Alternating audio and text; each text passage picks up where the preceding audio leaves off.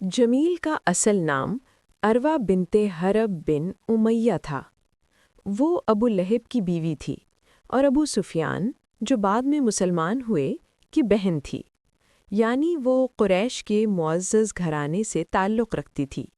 ظاہری طور پر وہ بہت خوبصورت، مالدار اور با اثر عورت تھی، لیکن اس کے دل میں تکبر، حسد اور نفرت بھری ہوئی تھی۔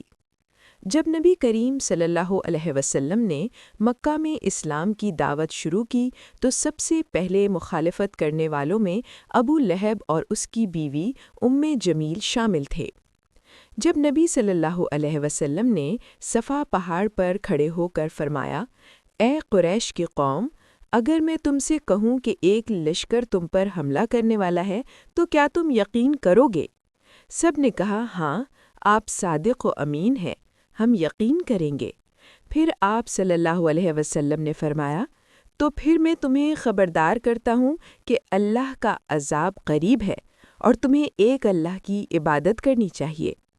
یہ سن کر ابو لہب غصے سے بولا، تباً لکا یا محمد، کیا تم نے ہمیں اسی لیے جمع کیا تھا؟ اور جمیل نے اس کے بعد اپنے شوہر کے ساتھ مل کر نبی صلی اللہ علیہ وسلم کی شدید مخالفت شروع کر دی۔ جمیل نبی صلی اللہ علیہ وسلم کی راہوں میں کانٹے بچھاتی تھی تاکہ آپ کے پاؤں زخمی ہو جائیں۔ وہ جھاڑیاں اور کانٹے دار لکڑیاں اکٹھی کر کے رات کے وقت ان راستوں میں پھینک دیتی تھی جہاں سے رسول صلی اللہ علیہ وسلم گزرتے تھے۔ اسی لیے قرآن کریم نے اسے کہا، حمالۃ الحطب، یعنی ایندھن اٹھانے والی عورت۔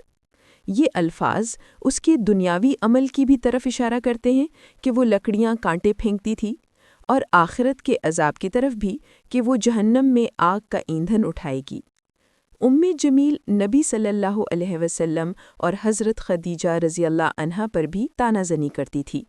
جب سورۃ المسد نازل ہوئی جس میں اس کے شوہر اور اس کے لیے عذاب کا ذکر تھا تو وہ غصے میں نبی صلی اللہ علیہ وسلم کے پاس آئی۔ اس کے ہاتھ میں پتھر تھا اور وہ کہتی تھی کہ میں محمد کو پتھر سے ماروں گی، اس نے میرے شوہر کی برائی کی ہے۔ مگر جب وہ آئی تو اللہ تعالیٰ نے نبی صلی اللہ علیہ وسلم کی حفاظت فرمائی۔ جمیل کو نبی صلی اللہ علیہ وسلم نظر ہی نہ آئے، حالانکہ وہ آپ صلی اللہ علیہ وسلم کے بالکل سامنے موجود تھے۔ اللہ نے اس کی آنکھوں پر پردہ ڈال دیا۔ وقت گزرتا گیا مگر جمیل کی نفرت کم نہ ہوئی۔ آخر کار مکہ کے حالات بدلے، اسلام پھیلتا گیا۔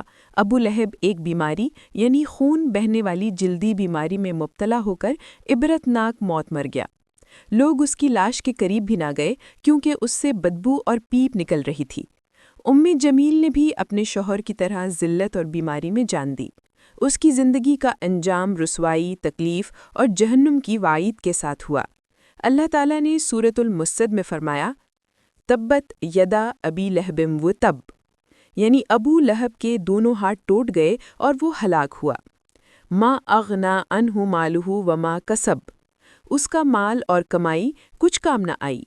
سیصلی نارا ذات لہب، وہ بھڑکتی آگ میں داخل ہوگا۔ وامرأتہ حمالۃ الحطب، اور اس کی بیوی بھی جو ایندھن اٹھانے والی تھی۔ فی جیدہا حبل من مسد، اس کے گلے میں کانٹے دار رسی ہوگی۔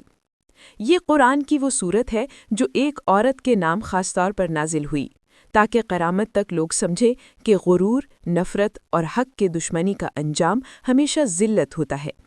دولت، حسن اور حسب النسب انسان کو اللہ کے عذاب سے نہیں بچا سکتے۔ نبی یا دین کے دشمنوں کا انجام ہمیشہ برا ہوتا ہے۔ نیکی، عاجزی اور محبت ہی انسان کی اصل کار پہچان ہے۔